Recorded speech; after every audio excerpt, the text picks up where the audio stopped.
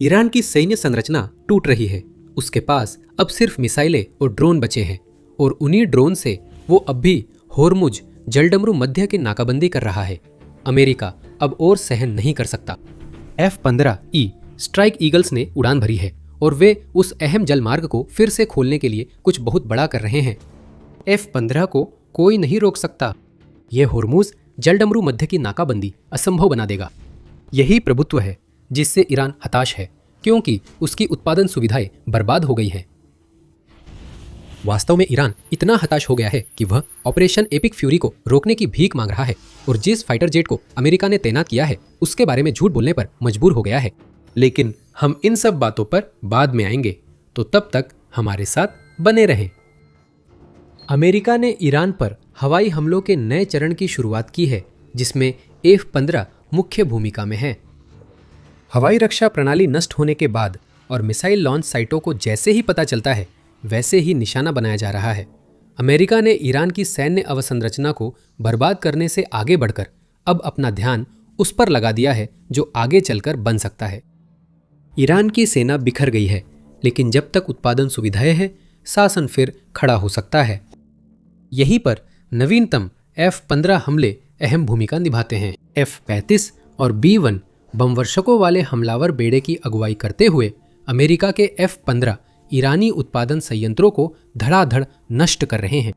Coast reporter ने इस बात को नोट किया है, यह बताते हुए कि इजरायली डिफेंस फोर्सेज ने दावा किया है कि उन्होंने ईरान में जिन जगहों को वे सिर्फ उत्पादन स्थल कहते हैं उन पर कई हमले किए हैं। अमेरिका ऑपरेशन एपिक फ्यूरी के तहत हमलों में शामिल है और ज्यादा जानकारी नहीं दी गई। एक खास हमला दिखाता है कि इन हमलों में अमेरिका की भूमिका सिर्फ होर्मुज जलडमरू मध्य को खोलने से जुड़ी है।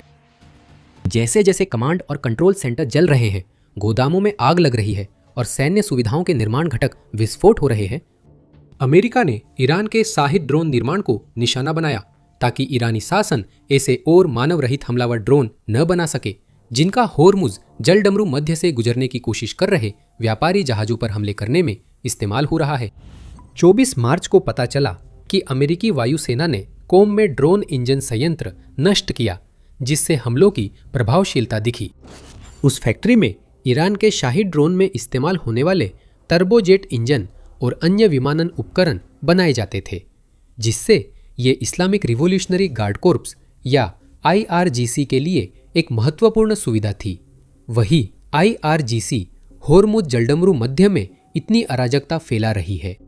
मिलिटनी ने पहले और बाद की स्थिति बताई, यह उल्लेख करते हुए कि 6 मार्च को ली गई सैटेलाइट तस्वीरों में संयंत्र अभी भी सुरक्षित और चालू दिख रहा था। आज की तारीख में देखें तो वह गायब हो चुका है। संभवतः एक F-15 द्वारा उसे नष्ट किए जाने के बाद अब वहां सिर्फ जमीन में एक गड्ढा बचा है। यहाँ हम देख रहे हैं कि अमेरिका एक नए चरण में प्रवेश कर रहा है, जहां वह उन ड्रोन को नष्ट कर रहा है जो ईरान को ऑपरेशन एपिक फ्यूरी के दौरान भले ही रुक रुक कर ही सही जवाबी कार्रवाई करने का साधन देते हैं। ये ड्रोन सिर्फ जहाजों को निशाना नहीं बना रहे। थोड़ी देर में बताएंगे कि होर्मुज जलडमरू मध्य की समस्या ही अमेरिका क्यों सुलझाना चाहता है। इन्हें खासकर उन खाड़ी देशों पर दागा जा रहा है जिनके अमेरिका से अच्छे संबंध है, और ये बड़ी समस्या है क्योंकि इन्हें बनाना सस्ता है। NPR बताता है कि ईरान एक शाही ड्रोन बनाने में उसके मॉडल के हिसाब से 20 से 50 हजार डॉलर खर्च करता है। अमेरिका के F-15 विमानों को इनके छोड़े जाने के बाद इन सस्ते ड्रोन को मार गिराने के लिए तैनात किया जा सकता है, और यही काम जमीन पर तैनात वायु रक्षा प्रणालियां भी कर सकती हैं।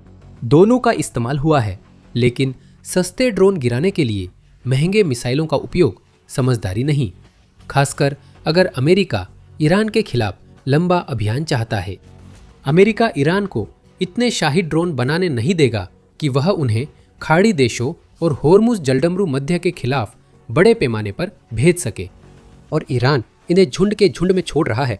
भले ही अमेरिका अपने हमलों से देश के ड्रोन लॉन्च ठिकानों को धीरे धीरे खत्म कर रहा है। ऑपरेशन के पहले हफ्ते में ईरान ने खाड़ी देशों व व्यापारी जहाजों पर 1000 से ज्यादा ड्रोन दागे। तब से कई हमले हुए, और युद्ध शुरू होने से पहले ऐसा माना जाता था कि ईरान हर महीने 10,000 शाहिद बना सकता था। अमेरिका के पास 10,000 पैट्रियट और अन्य इंटरसेप्टर मिसाइलें नहीं हैं। अगर उसके पास पैट्रियट मिसाइल है भी तो $40 लाख की मिसाइल से 20-50 हजार डॉलर के ड्रोन को गिराना अमेरिका के लिए ऑपरेशन एपिक फ्यूरी लंबे समय तक चलाना संभव नहीं बनाएगा। तो अमेरिका ने इसके बजाय क्या किया है? दर्जनों महंगी मिसाइलों का इस्तेमाल सीधे शाहिद ड्रोन को गिराने के बजाय उसने उन्हीं मिसाइलों से उनके उत्पादन के साधनों पर हमला किया है। अब जब कोम में उसका टर्बोजेट निर्माण संयंत्र नष्ट हो चुका है तो शाहिद सप्लाई चेन का एक अहम हिस्सा पूरी तरह से बिखर गया है। अमेरिका और इजराइल संयंत्रों पर हमले जारी रखेंगे, जिससे सप्लाई चेन कमजोर होती जाएगी और अंत में खत्म हो जाएगी। तब शाहिद की ईरान के लिए कीमत मायने नहीं रखेगी। उसके पास केवल मौजूदा भंडार बचेगा, नया बनाने का तरीका नहीं होगा। लेकिन जैसा कि हम पहले भी कई बार बता चुके हैं, अमेरिका जब अपने F-15 विमानों से ईरान के ड्रोन उत्पादन केंद्रों को निशाना बनाता है तो उसकी चिंता सिर्फ इंटरसेप्शन की लागत कम रखना नहीं होती। अमेरिका की शीर्ष प्राथमिकता होर्मुज जलडमरू मध्य खोलना है। अमेरिका के ऑपरेशन एपिक फ्यूरी शुरू करते ही ईरान ने जलडमरू मध्य से गुजरते व्यापारी जहाजों पर हमले शुरू कर दिए। ईरान ड्रोन के अलावा तेज नावों का भी इस्तेमाल करता है, जो असल में हथियारों या विस्फोटकों से लदी स्पीड बोटें होती है और व्यापारी जहाज़ों में छेद करने के लिए इस्तेमाल की जाती है। अब तक जलडमरू मध्य में कम से कम 16 वाणिज्यिक जहाज़ों पर हमला हुआ है, जो चिंता का विषय है। अमेरिका और दुनिया के लिए चिंता की बात यह है कि होर्मुज जलडमरू मध्य बेहद अहम जलमार्ग है।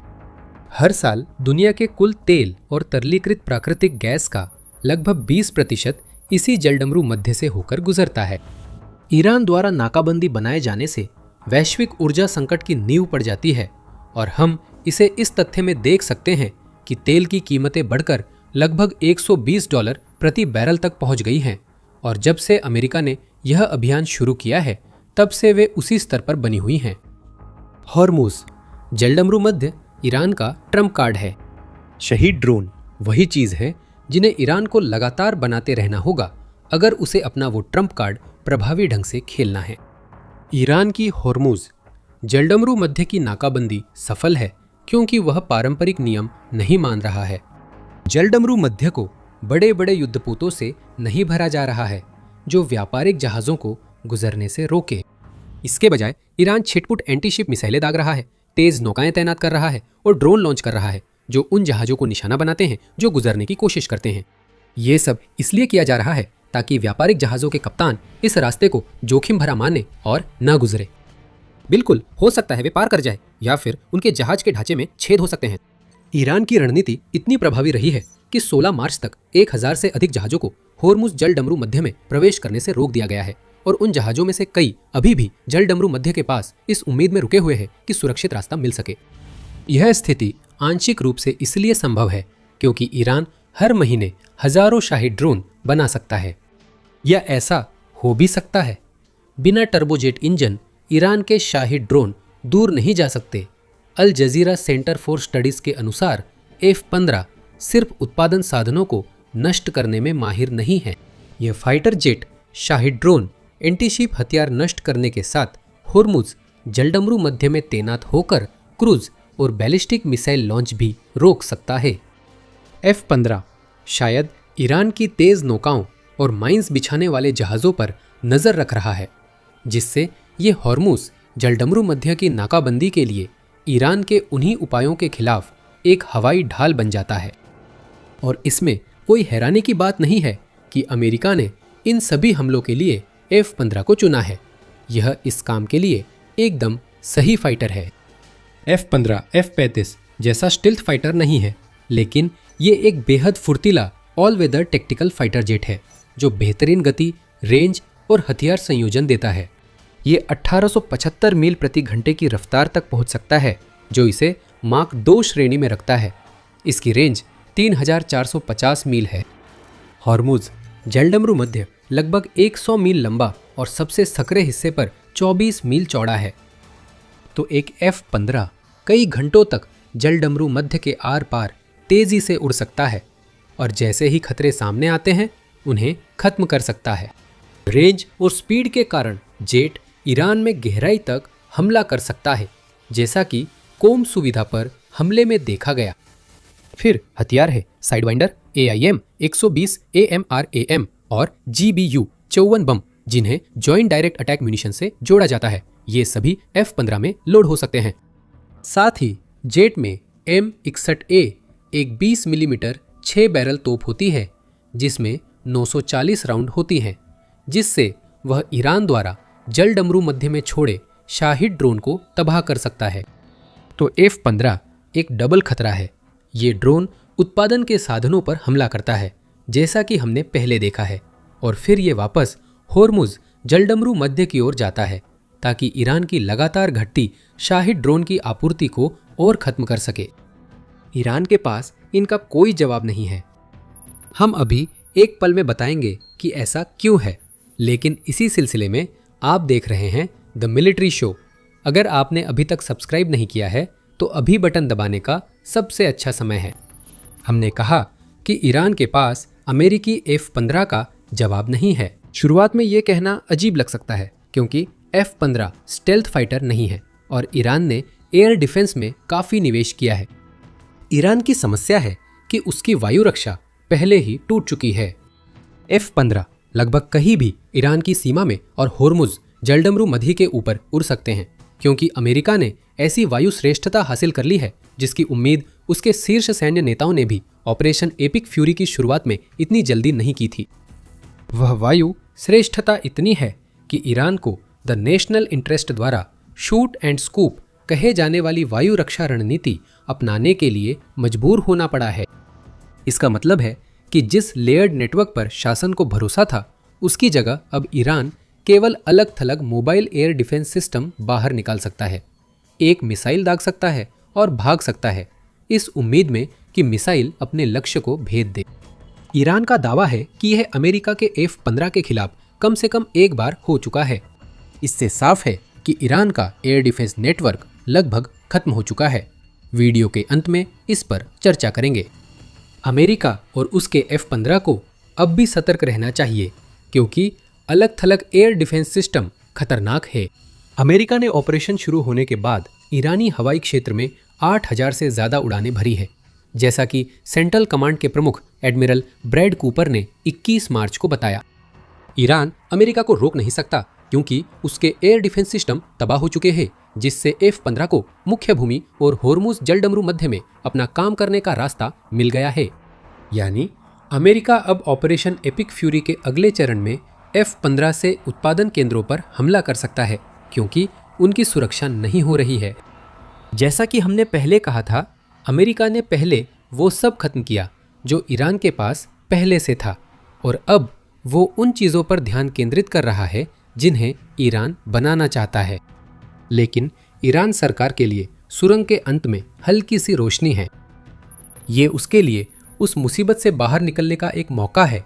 जिस मुसीबत में वो फंस गया है, उससे बाहर निकलने का ये एक मौका है, और एक बार फिर ये पूरी तरह होर्मुज जलडमरू मध्य से जुड़ा है। 22 मार्च को राष्ट्रपति डोनाल्ड ट्रंप ने कहा कि ईरान को होर्मुज जलडमरू मध्य में हमले रोकने के लिए 48 घंटे हैं, वरना अमेरिका उसके ऊर्जा ढांचे पर बमबारी करेगा।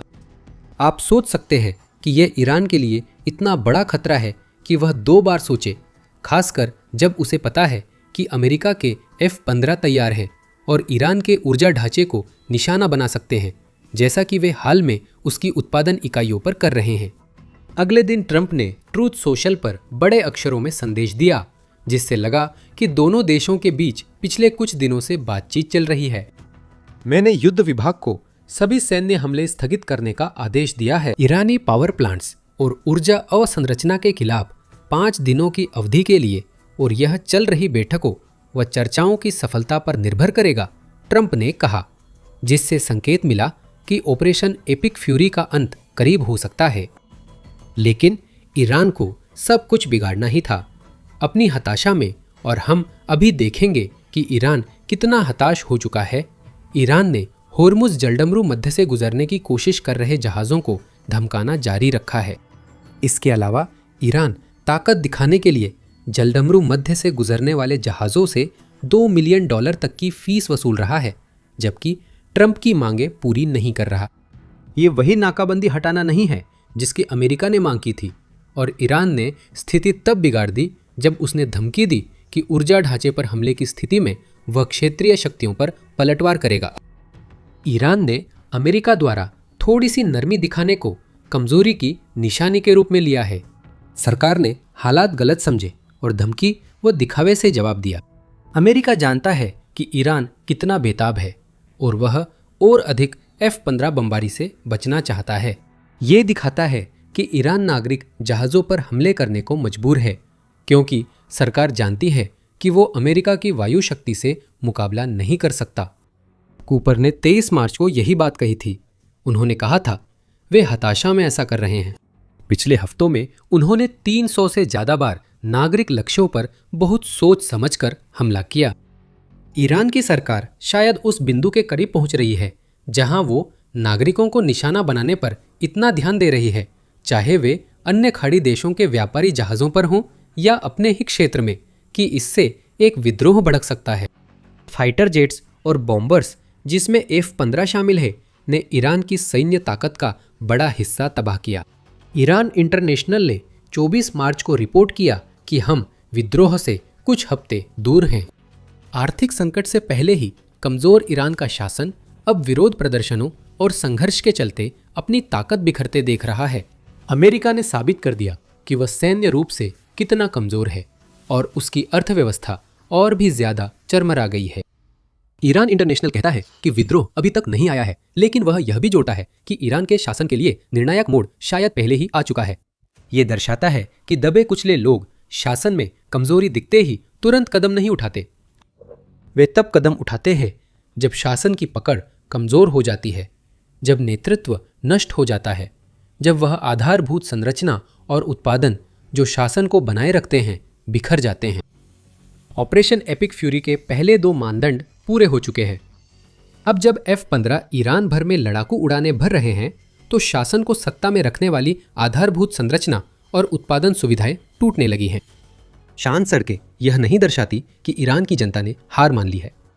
वे सही मौके का इंतजार कर रहे हैं हमला करने के लिए, और वो मौका शायद तब आएगा जब एक और F-15 मिशन ईरान के उन उत्पादन साधनों को नष्ट कर देगा जिनका इस्तेमाल वो अपने ही लोगों को दबाने के लिए करता है, ठीक वैसे ही जैसे वो ड्रोन और हथियार बनाने के लिए करता है, ताकि अपनी सीमाओं के बाहर दूसरों पर हमला कर सके। शायद इसी बगावत के संकेतों से ईरान और हताश कदम उठा रहा है।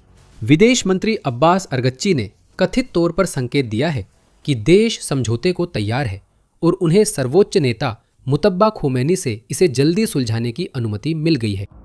ये कितना सच है और ईरान के कट्टरपंथी ऐसे समझौते को लेकर कितने गंभीर है, खासकर अगर होर्मुज जलडमरू मध्य में रियायतें देनी पड़े, ये देखना बाकी है।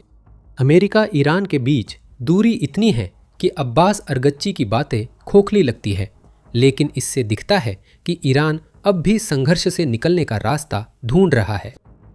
ये चौंकाने वाला हो सकता है अगर आपने सुना हो कि ईरान दावा कर रहा है कि उसने उसी तरह के एयरफ्रेम के साथ क्या किया है जिसके बारे में हमने इस वीडियो में चर्चा की है। 22 मार्च को ईरानी मीडिया में खबरें फैलने लगी कि ईरान की वायु रक्षा प्रणाली ने एक F-15 को मार गिराने में सफलता हासिल की है। संदेश पूरी तरह स्पष्ट है। अमेरिका ने चाहे जितना हमला किया हो, ईरान की वायु रक्षा प्रणाली अब भी अमेरिका के सबसे महत्वपूर्ण लड़ाकू विमानों में से एक को गिरा सकती है। हालांकि सब कुछ वैसा नहीं है जैसा दिखता है, जैसा कि अमेरिकी सेंट्रल कमांड ने उसी दिन प्रकाशित एक खुलासे में कहा। जिस दिन यह रिपोर्ट सामने आई थी, अमेरिकी सेंट्रल कमांड ने यही कहा। गलत। अफवाह है कि ईरानी शासन ने हाल ही में एक अमेरिकी F-15 को ईरान के ऊपर गिराया। सही है। ऑपरेशन एपिक फ्यूरी में अमेरिकी बलों ने 8000 से ज़्यादा कॉम्बैट उड़ानें भरी और ईरान ने कोई अमेरिकी फाइटर विमान नहीं गिराया। ईरान F-15 के बारे में झूठ बोल रहा है, यह सिर्फ हताशा है। ईरान सरकार अमेरिकी आक्रामकता के सामने खुद को मजबूत दिखाने और जनता को झूठी जीत दिखाने के लिए झूठ बोल रही है। उस ताकत का प्रदर्शन इसलिए किया जा रहा है ताकि उभरते हुए विद्रोह को दबाया जा सके, जिसके आने का अंदाजा सरकार को है। F-15 जब बिना किसी रोक टोक के ईरानी हवाई क्षेत्र में उड़ रहे हैं, राजनेता संकेत दे रहे हैं कि वे इसका अंत चाहते हैं। ईरान में सारे पत्ते अमेरिका के हाथ में हैं। वह F-15 विमानों से हर विस्फोटक हमले के साथ उन पत्तों को खेल रहा है। ईरान भर में उत्पादन सुविधाएं अब धुएं में उड़ रही हैं, जिनमें वे भी शामिल हैं जो ईरान के शाही ड्रोन झुंडों का समर्थन करने के लिए बनाई गई थी। अमेरिका के F-15 विमान, जिनमें से किसी को भी मार गिराया नहीं गया, इस मामले के केंद्र में हैं और चोट पर नमक छिड़कते हुए वही लड़ाकू विमान होर्मुज जलडमरू मध्य की निगरानी और वहां ड्रोन, मिसाइलें व सैन्य ठिकानों को नष्ट करने में सक्षम है। ईरान एक अजेय हवाई ताकत का सामना कर रहा है और सिर्फ अपनी सफलता का झूठा दावा कर सकता है, साथ ही अमेरिका को बातचीत के लिए तैयार होने का संकेत देता है। सबसे चौंकाने वाली बात यह है कि F-15 ही अमेरिका का ईरान की शाहिद फोर्सेस के खिलाफ एकमात्र हथियार नहीं है। यूक्रेन से मदद का हाथ बढ़ाया गया है। वो इंटरसेप्टर ड्रोन पकड़े हैं जो शाहिद्स के खिलाफ अमेरिका के अन्य डिफेंस सिस्टम से सस्ते हैं। इन ड्रोन से अमेरिका शाहिद्स को होर्मुज जलडमरू मध्य में रोक सकता है और F-15 उत्पादन ठिकानों पर हमला कर सकते हैं। अगर आप हमारा वीडियो देखें तो जान सकते हैं कि यूक्रेन क्या कर रहा है। अगर वीडियो पसंद आए तो द मिलिट्री शो को सब्सक्राइब करें और ऑपरेशन एपिक फ्यूरी की कवरेज देखें। धन्यवाद।